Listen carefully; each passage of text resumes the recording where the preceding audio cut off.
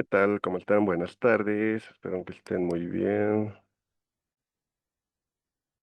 Buenas tardes, dice. ¿Cómo estás? Eh, Valeria. Creo, no veo tu nombre bien. Bien, continuaremos. Aunque, ¿cuántos estamos? 30. Bueno, van a ir aumentando. Lo bueno es que ya comenzamos puntual, ¿no? Como las anteriores semanas que siempre había retraso. Bien, continuaremos lo de ayer.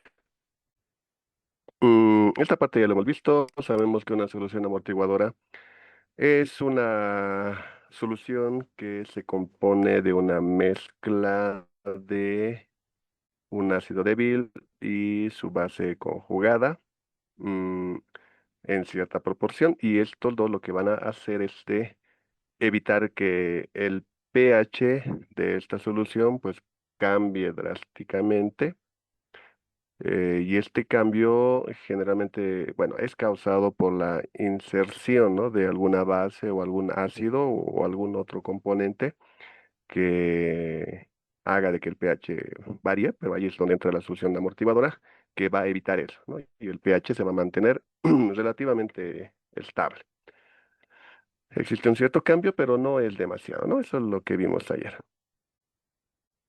Ahora, dentro del organismo, para el funcionamiento y el control del pH dentro de nuestro cuerpo, se tiene tres principal, ¿no? Principalmente que es el bicarbonato, el fosfato y las proteínas. El primero lo tenemos acá, tenemos el amortiguador de bicarbonato, que bueno, los tres lo que hacen es regular el pH en todo el organismo, ¿no? Acá como ejemplo se está tomando en cuenta el pH de la sangre, que tiene un rango de 7,35 a 7,46 farma o ya representa. Entonces, el amortiguador bicarbonato ya lo vimos, es ácido carbónico con bicarbonato, pero si lo vemos desde el punto de vista ya de todo el cuerpo, digamos, el funcionamiento, partimos del dióxido de carbono. ¿Ya? Este dióxido de carbono pues se genera a partir de la respiración, ¿ya? De la respiración celular, como indica acá. Y, y cuando este dióxido de carbono entra en contacto con el agua, se va a generar el ácido carbónico. Ojo que acá se les fue esta línea, no está nada que ver, ¿no? Dióxido de carbono con agua genera ácido carbónico. Y este ácido carbónico, sus numeritos se fueron al bicarbonato. ¿Ya? Aquí este signo está bien, pero acá este se les fue. ¿Ya? Bicarbonato. Y aquí también se les fue. Bueno, tendríamos así, ¿no? Y esto es lo que compensa. Pero como este ácido carbónico se genera inicialmente del dióxido de carbono, podemos unir ambas ecuaciones químicas y obtener una ecuación más general, donde diríamos que el dióxido de carbono, cuando reacciona con el agua, va a generar iones hidrógeno y también bicarbonato. Entonces, si ampliamos el punto de vista, diríamos que los que controlan en realidad al pH esos cambios es el dióxido de carbono y el bicarbonato, ¿ya? Y el bicarbonato. Ahora, cuando en la sangre hay mucho ácido, ¿no? Mucha concentración de hidrógenos como iones, el equilibrio en esta ecuación se va a desplazar hacia la izquierda, o sea, se va a ir a este lado. Cuando tengamos mucho de esto, va a reaccionar y va a generar más dióxido de carbono, que es un gas, y también agua. Y de esa forma, pues vamos a neutralizar ese incremento de iones hidrógeno. Si existe mucha base, significa que vamos a tener pocos hidrógenos. Entonces, el equilibrio de esta ecuación se va a ir a la derecha y se va a liberar más hidrógenos, lo que también va a hacer de que se compense ese cambio y lo podamos tener controlado, ¿ya? Esto del equilibrio, recuerden que ayer hemos hablado, ¿no? Que la ecuación, en una ecuación química tenemos concentraciones iniciales y cuando reacciona uno disminuye, el otro incrementa hasta llegar a un equilibrio y ahí se van a mantener constantes. Entonces, si agarramos la ecuación química, tenemos reactivos, tenemos productos. Cuando uno de los dos se perturbe, cuando le vamos a agregar ácidos, por ejemplo, hidrógenos,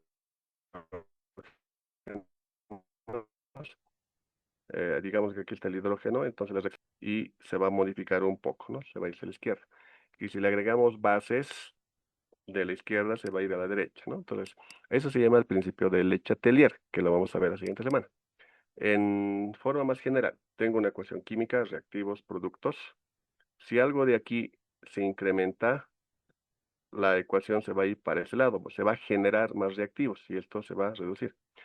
Si algo de aquí se incrementa, la reacción química se va a ir a otro lado y esto vamos a generar más productos. Lo contrario también puede pasar. Si de aquí en realidad se reduce, la reacción va a ir hacia ese lado, ¿no? Si se incrementa, va a ir para allá. Si se reduce, hacia allá. Si de este lado se reduce, de este lado se va a ir a este lado, ¿no? ¿Se entiende? Es como una balanza, ¿no? Y bueno, si hay mucha, ¿qué dice? Mm, si hay mucho ácido, el equilibrio se desplaza hacia la izquierda, se forma dióxido de carbono, neutralizando el exceso de H, ¿no? Si hay mucha base, el equilibrio se mueve hacia la derecha y se liberan más hidrógenos. Eso ya lo dijimos. Después, tenemos el amortiguador fosfato también, que va a ser parte de la regulación del pH dentro del organismo, que está compuesto por dos cosas, el fosfato diácido, que sería el ácido débil, aquí está mal escrito, y el fosfato ácido. Entonces, este es el ácido y esto sería la base conjugada, ¿no? Este H2 se va a liberar y acá tendríamos más iones hidrógeno. El fosfato diácido va a donar este hidrógeno y el fosfato ácido va a atrapar este hidrógeno. Entonces, de esa forma también se va a regular el pH. Y el otro era, ¿dónde está? Se refiere también a las proteínas, ¿ya? Las proteínas son moléculas un poquito más complejas que dentro de su estructura química tiene grupos funcionales, que eso se refiere a un conjunto de elementos que son habituales, digamos, se los puedes reconocer en varias moléculas y les da ciertas características, ¿no? De esas familias de compuestos, ¿no? Uno de esos es el grupo amino y el otro es el grupo carboxilo. Este es el que le da el aspecto ácido y este es el que le da el aspecto básico. Por lo tanto, tenemos esos dos, ¿no? El ácido y su base. Entonces, el carboxilo puede liberar hidrógenos, y es como negativo, y el amino puede atrapar. Y de esa forma también esto va a ir regulando el pH, ¿no? Los aminoácidos, decíamos, están en las proteínas y las proteínas están en la sangre, ¿no? La hemoglobina, por ejemplo, eh, aparte de transportar el oxígeno y todas sus otras funciones, pues también regula el pH. También las proteínas fibrilares, que serían las proteínas de los músculos, también. Entonces, todos nuestros músculos regulan el pH. ¿Qué tal? ¿Qué les parece? ¿No? Entonces, entre estos tres hacen ese trabajo. En cuanto a su implicancia en la salud, decíamos que el rango de la sangre de pH tiene que estar entre 7,35 y 7,45 con un promedio de 7,4. Si el pH disminuye a un valor menor a este, ya estaríamos hablando de acidosis. Y si es mayor al 7,45, sería alcalosis, que no sé si lo dice acá, bueno, en algún lado debe estar. Eh, Estos dos no es normal, ¿ya? No debería suceder eso. Si sucede, algo está funcionando mal. Hay una enfermedad, ¿no? Por ejemplo, la diabetes mellitus y la inanición también, ¿no? En el caso de caer por debajo del rango, ya 735 no 7, 735, bueno, bueno, sí, 7, sí está bien, 7. Se alteran nervios centrales del cerebro, lo cual conduce al coma y finalmente a la muerte, ¿no? Nos indica.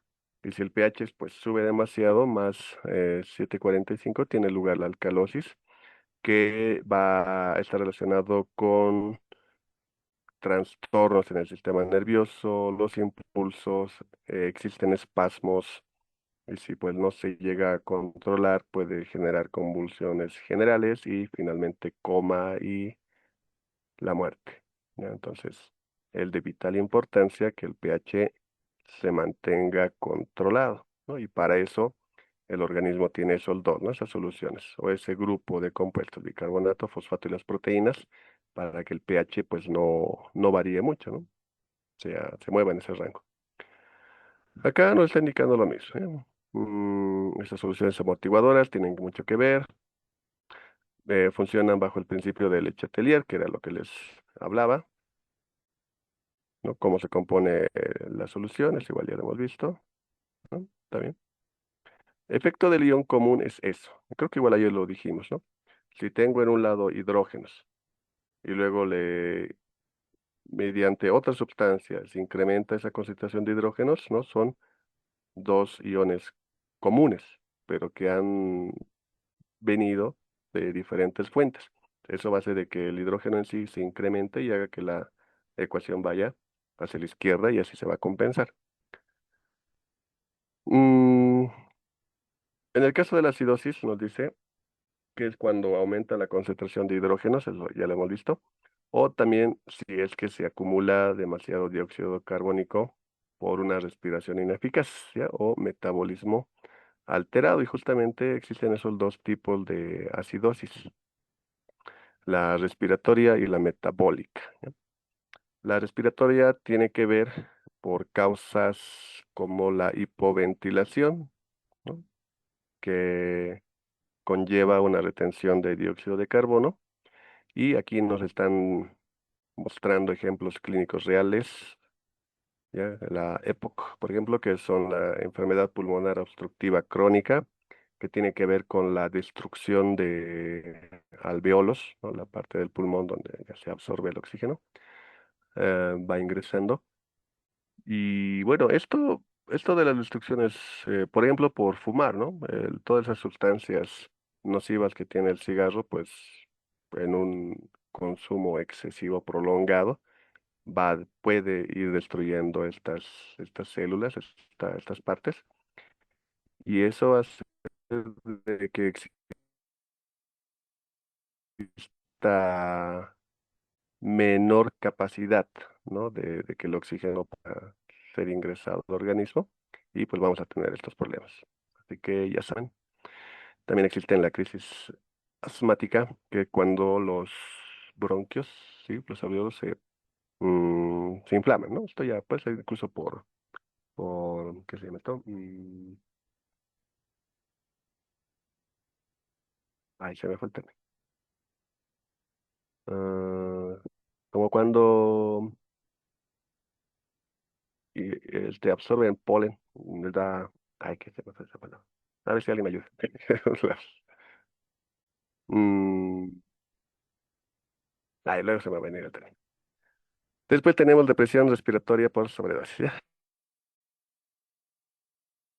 Donde se va a incrementar la concentración de dióxido de carbono. Eso causa de que el ácido carbónico también se incremente, también se incrementa la concentración de hidrógenos y finalmente el pH pues se reduzca, ¿ya?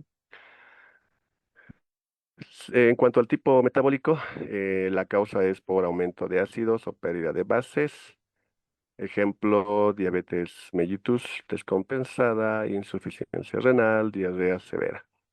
Todo esto va a provocar de que la concentración de ácidos orgánicos se incremente o el bicarbonato se reduzca y eso finalmente hace de que el pH también se reduzca, ¿ya?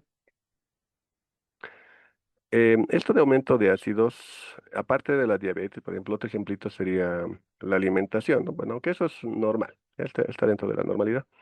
Generalmente bueno, no generalmente, cuando se consume proteína, luego de todo el proceso metabólico, al final se genera un incremento de iones hidrógeno, justamente, ¿no? En la sangre.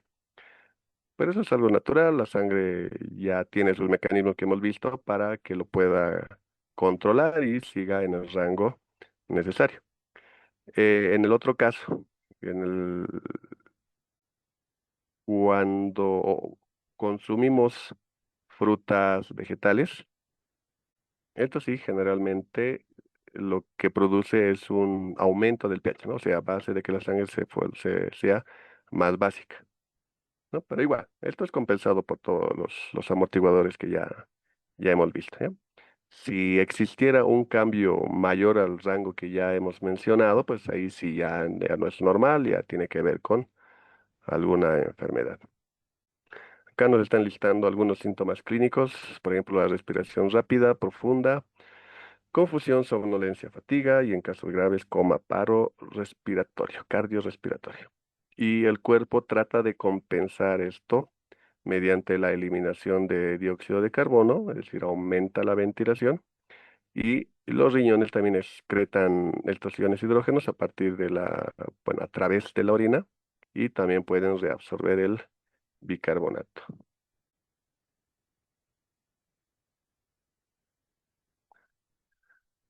En el caso de la alcalosis, ocurre una disminución de la concentración de hidrógenos o existe una pérdida excesiva de dióxido de carbono. Acá también nos están dando una tablita donde tenemos el tipo respiratorio y metabólico similar al anterior.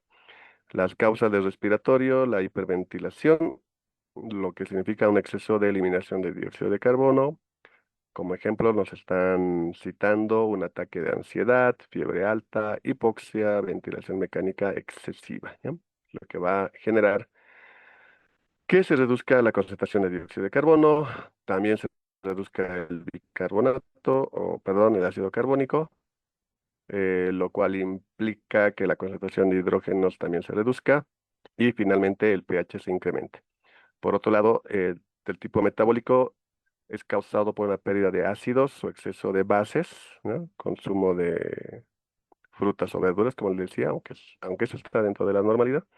Y el ejemplo clínico, vómitos prolongados, uso de diuréticos, exceso de antiácidos.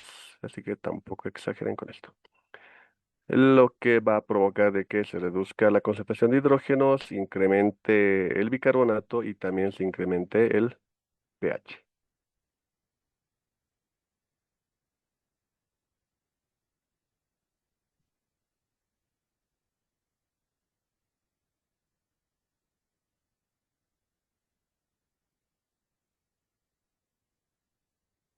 Ujú.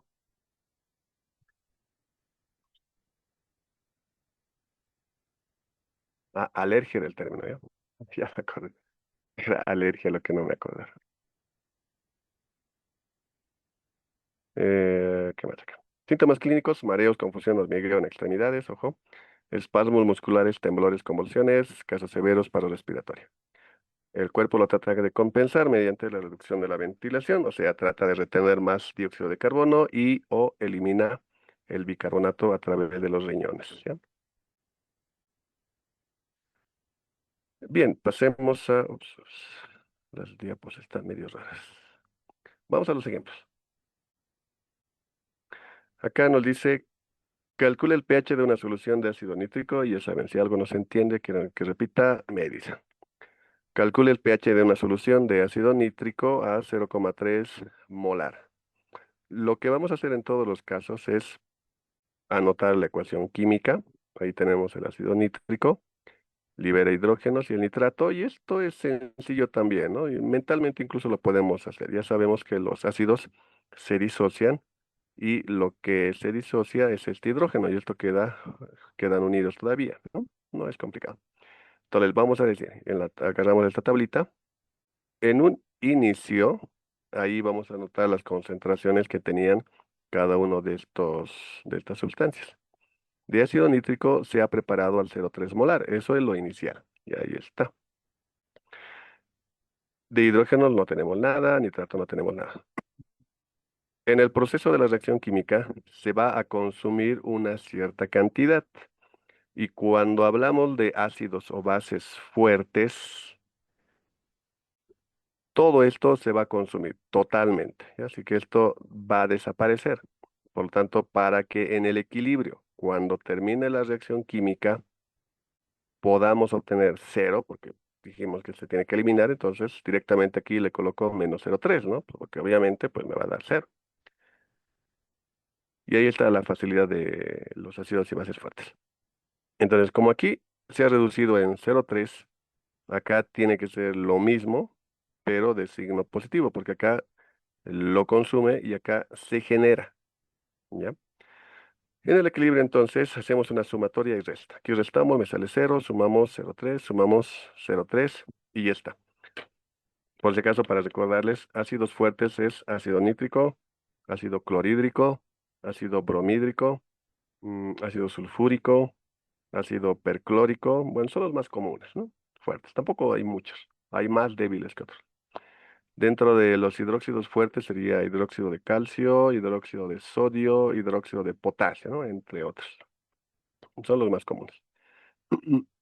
Y en una evaluación, pues la forma de darnos cuenta sería con el pK, ¿no? Si aquí no me están hablando de pKas o constante de acidez o nada, ya podríamos ir intuyendo que es un fuerte. Como acá me me es- están entregando este dato de constante de acidez, pues aquí yo ya puedo intuir también de que este es un ácido débil, ¿no? Y así. Ahora, ya tengo la concentración, ya tengo las concentraciones de cada uno. A mí me están preguntando cuánto es el pH. El pH, recordemos que es menos logaritmo de la concentración de hidrógenos. Y aquí está, este es el hidrógeno y esto es lo que quedó al final. Por lo tanto, la concentración de hidrógeno sería pues esto, ¿no? Así que simplemente esto lo coloco acá, calculo y este sería el pH de esta solución al 0,3 molar.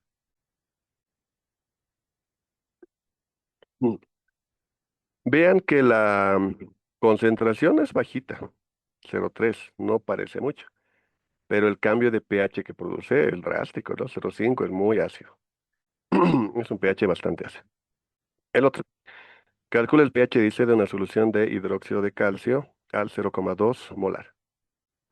Nuevamente, anotamos la ecuación química. Mm. En este caso vamos a colocar un 2, porque aquí hay un 2, ¿ya? Oxidrilos, eso ya lo vimos. Inicialmente vamos a colocar el dato 0,2 molar, ahí está. No tengo nada, no tengo nada, por eso no le pusieron, lo dejaron vacío. El hidróxido de calcio también es una base fuerte, por lo tanto se va a consumir totalmente, ya no vamos a tener nada de esto. Por lo tanto yo le voy a colocar directamente lo mismo, -0,2. Se va a consumir, va a cambiar en esta cantidad, cosa que en el equilibrio tenga cero. Lo mismo va a ser acá, lo mismo va a ser acá, pero como acá tengo un coeficiente de 2, eso lo tengo que tomar en cuenta también, ¿ya? Ojo, lo mismo va a pasar acá, pero como aquí hay un uno, pues nada que ver, aquí hay un uno también, nada que ver, ¿no? Este sí, 2. Entonces va a ser 0,4. Ahora calculo el P, pero el pOH, porque aquí lo que se ha generado son oxidrilos, ¿no? Yo sé la concentración, pero de oxidrilos, por lo tanto, calcularía el pOH. Esto lo coloco acá porque sabemos que esto es concentración de oxidrilos y listo. Tengo el pOH. Pero para hacer evaluaciones, análisis, comparaciones y demás, se maneja el pH, no el pOH. Y ayer ya vimos de que pH más pOH es igual a 14. Por lo tanto, de aquí despejamos el pOH y me da el valor de 13,602, ¿no? Y podemos darnos cuenta que es un pH bastante alto, bastante básico, ¿no?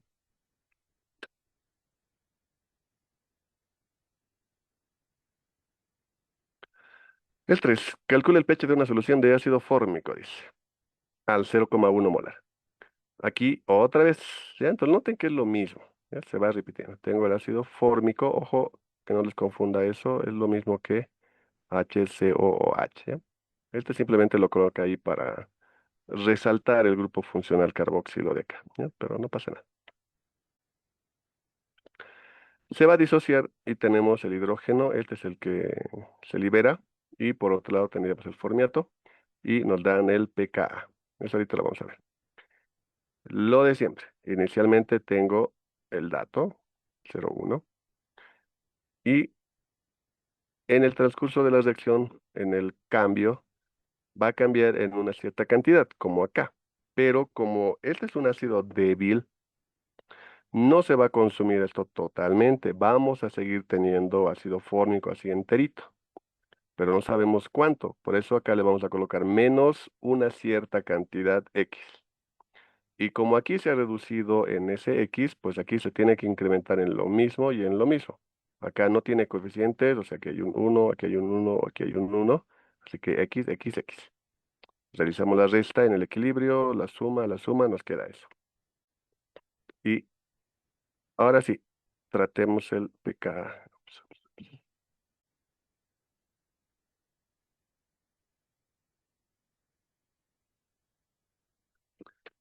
El pKa.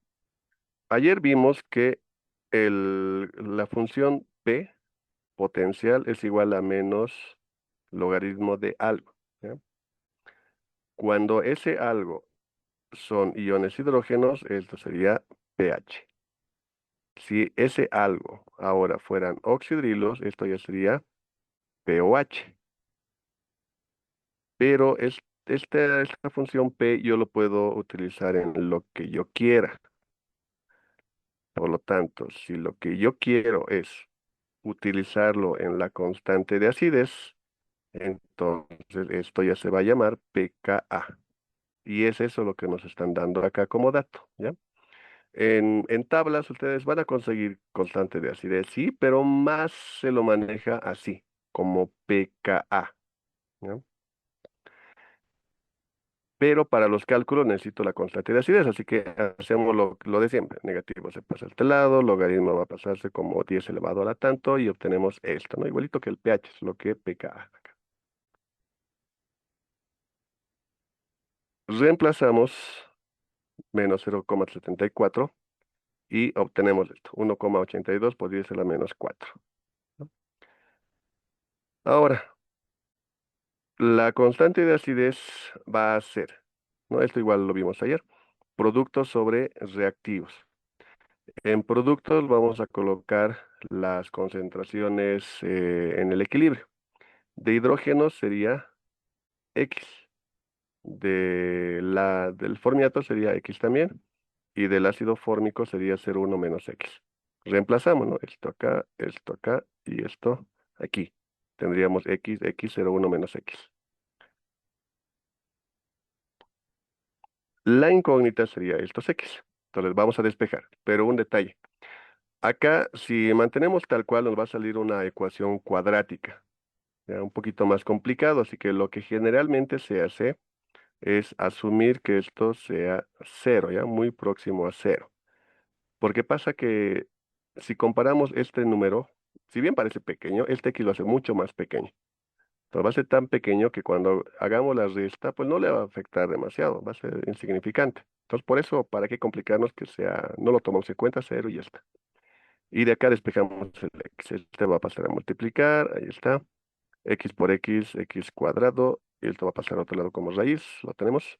Y reemplazamos los datos. Y recuerden que este X, pues va a ser la concentración de hidrógenos, ¿no? Por lo tanto, se coloca esto, calculamos y me sale 4,266 por 10 a la menos 3, ¿ya? Este X, ojo, era esto, ¿no? Es esto. Y esto sería lo mismo que anotar 0,004, 1, 2, 3, sí, 42, 66, ¿no? Vean la diferencia, 0,1 comparado con 0,004, O sea, este es un número grande comparado con este. Por lo tanto, si hacemos esta resta, pues va a ser insignificante ese cambio, ¿ya? Por eso esto se dice, pues ya, que sea cero. Aquí, ya, no en el de arriba, porque si no sería cero por cero y indeterminación. Ya está, calculamos esto, lo reemplazamos en la ecuación de pH que ya conocemos y tenemos ahí los 2,37 de pH. Vean que el ácido fórmico es un ácido débil, bueno, relativamente débil, ¿ya? Por eso lo podemos ver por su constante de acidez, pero aún así me está provocando un pH de 2 y esto sigue siendo un pH bastante bajo, ¿no? Bastante ácido.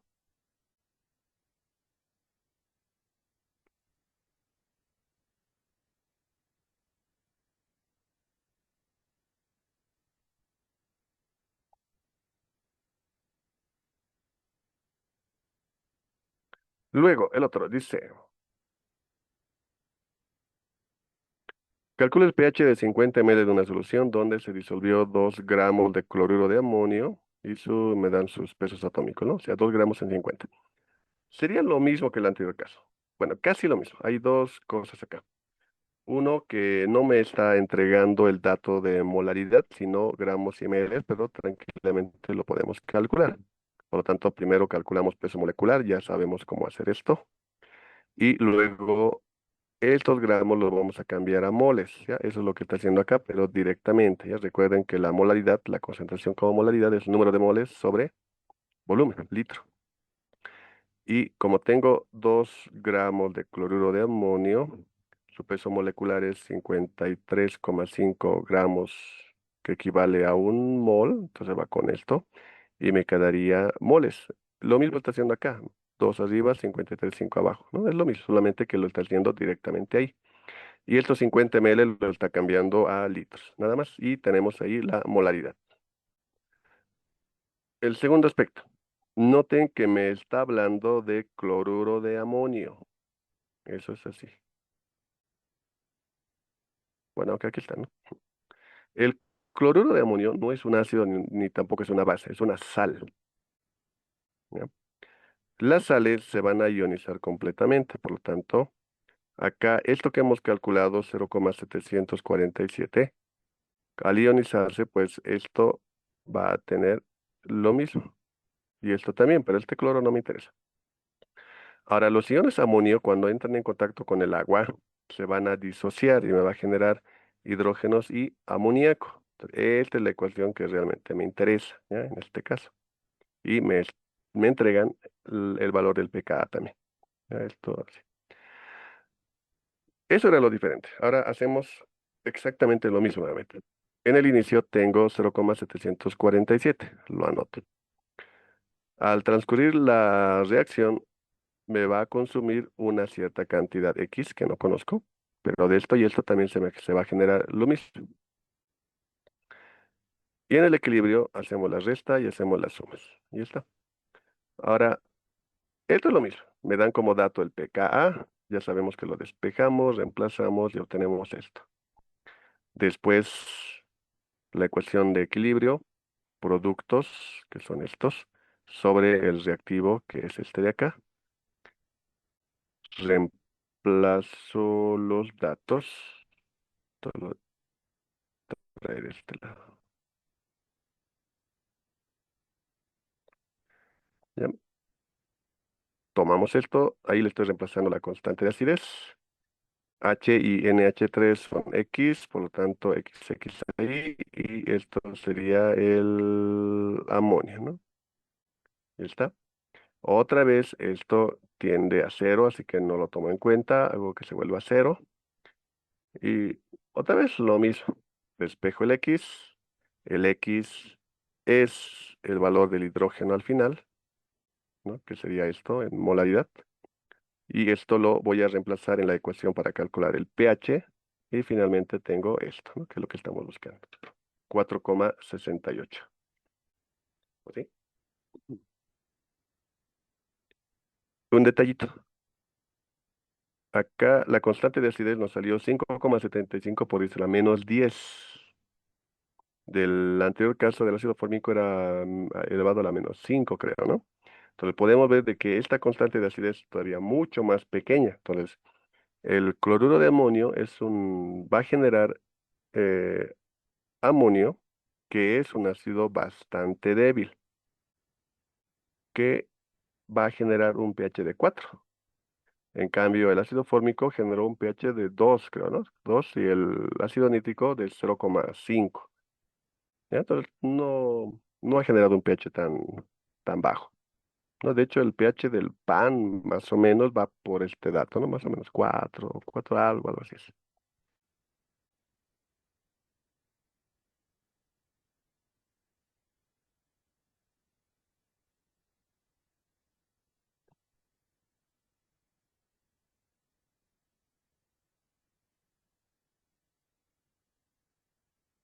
El ejemplo 5 dice, una solución de ácido nitroso marcó un pH de 1,8.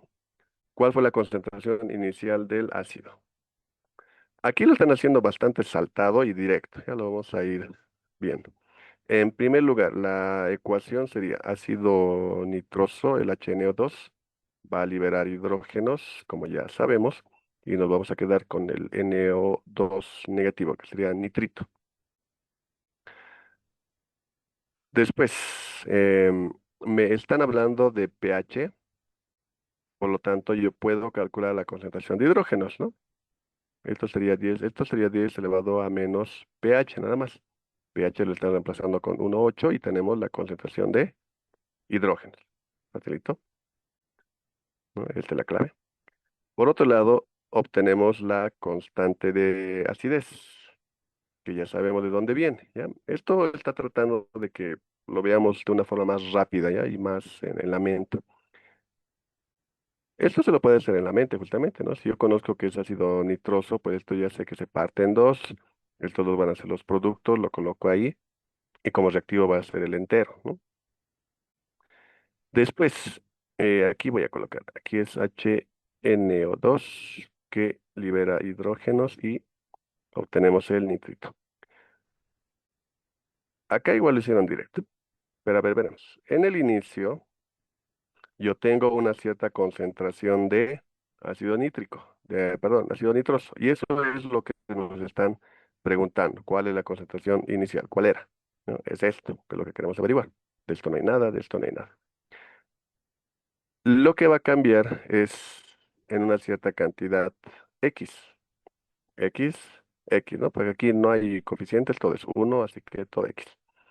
Y en el equilibrio, al final, voy a obtener la resta, ¿no? Sea menos X, X, X.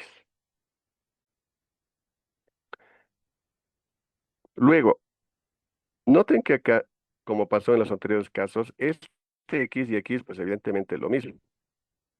Eso significa que esta concentración de hidrógenos con esta concentración de nitritos también es lo mismo. Entonces, acá, en vez de colocar nitrito, yo le puedo colocar concentración de hidrógeno, ¿no? Porque es lo mismo. Así que si es lo mismo y multiplico, me va a salir esto al cuadrado. Por otro lado, el ácido nitroso yo lo reemplazo por esto de acá, como ya hicimos en anteriores casos, sería esto menos X. Pero el X siempre dijimos que se va a volver cero, porque es un número muy pequeño. Y por lo tanto nos quedaría esto. Y de acá está despejando la concentración inicial, esto. Y finalmente reemplazamos los datos que ya tenemos y obtenemos esto. La concentración de esa solución que se preparó inicialmente o era de 0,361 molar. ¿Ok?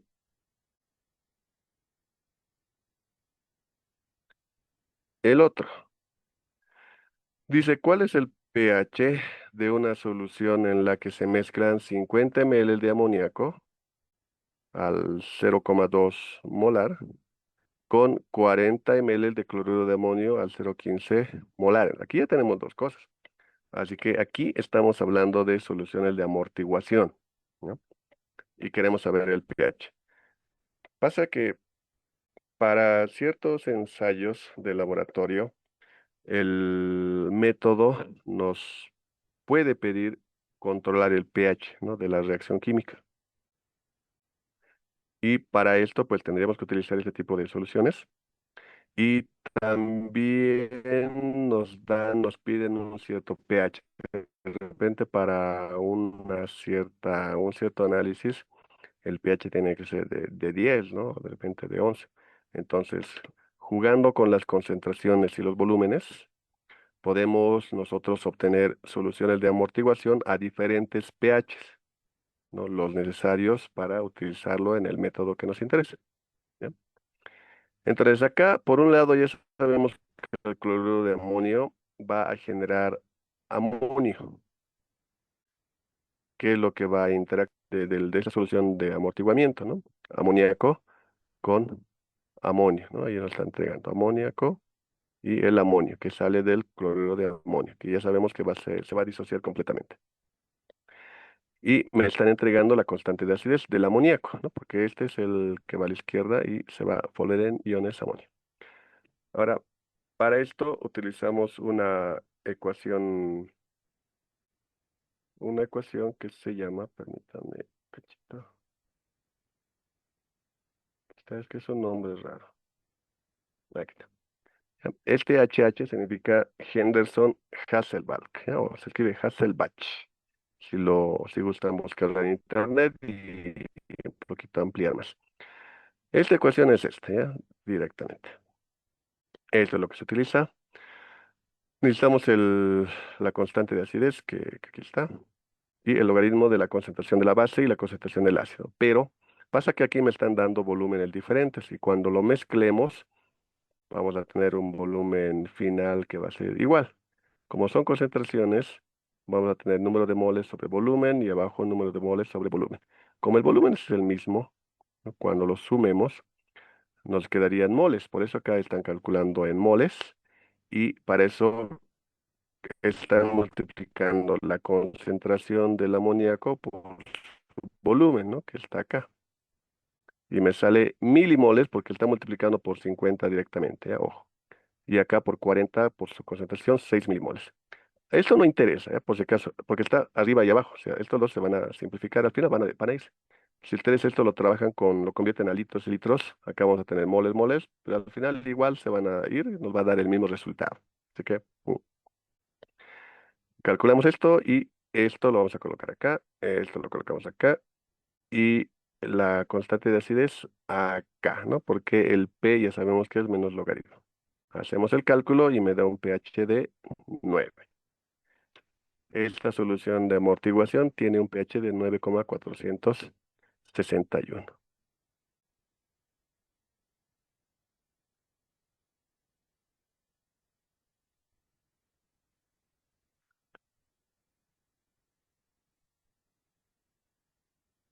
Y el último, con esto me voy. Dice cuál es el pH de una solución en la que se mezclan 40 ml de amoníaco, me dan su constante de acidez, al 0,1 molar y 40 ml de cloruro de amonio al 0,15 molar, ¿no? Igual que la anterior, bueno, casi igual. Este creo que era a 50, creo, del anterior. La diferencia es que luego de preparar la solución de amortiguamiento, se le añade 10 ml de hidróxido de sodio al 0,25 molar. Este es el perturbador, el que va a tratar de cambiar el pH, pero que va a ser evitado por esta combinación de amoníaco y cloruro de amonio. Entonces, lo que vamos a hacer es agarrar el hidróxido de sodio, es una base fuerte, se ioniza completamente, así que este 0,25 molar también va a ser de este cuando se genere, ¿no? Y la disociación parcial del amoníaco y del amonio, la solución de amortiguamiento sería esto, ¿no? Y como es una solución de amortiguamiento, nuevamente usamos la ecuación de Henderson-Hasselbalch. Hasselbalch. La constante de acidez lo tenemos, nos están entregando lo mismo que la... Y colocamos la base y el ácido, ¿no?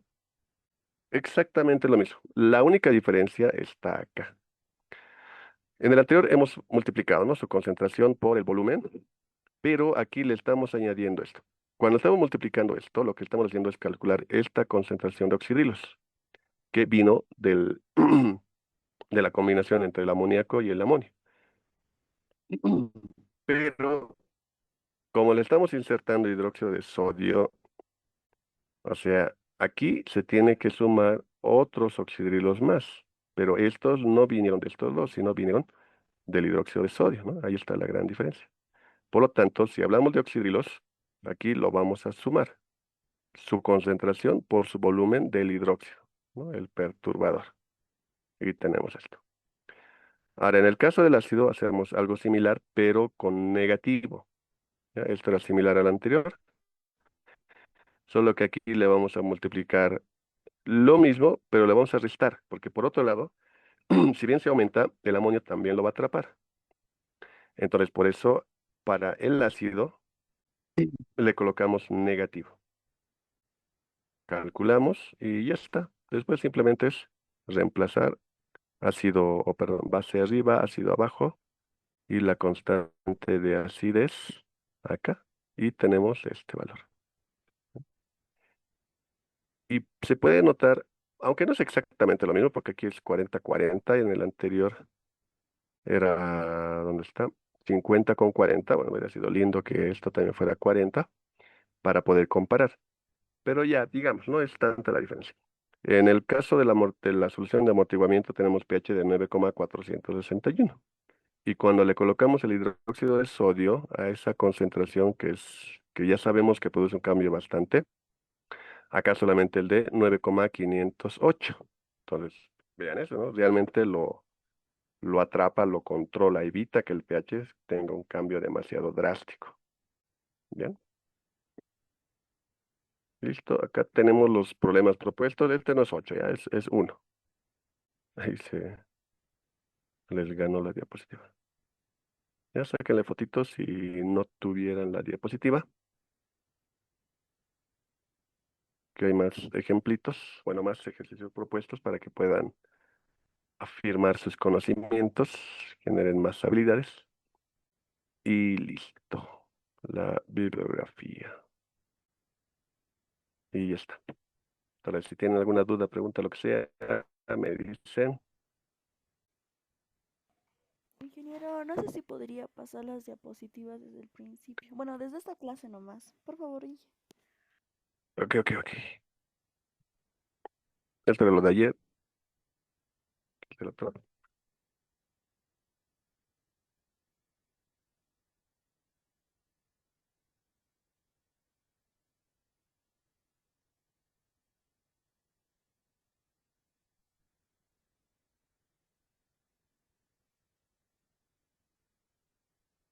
Aquí se mueve solito la diapositiva. Algo le hicieron.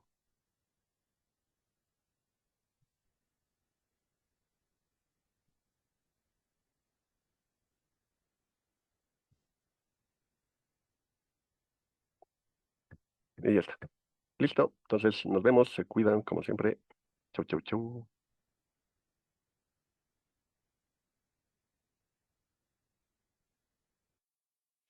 Gracias, ingeniero. Listo, chau.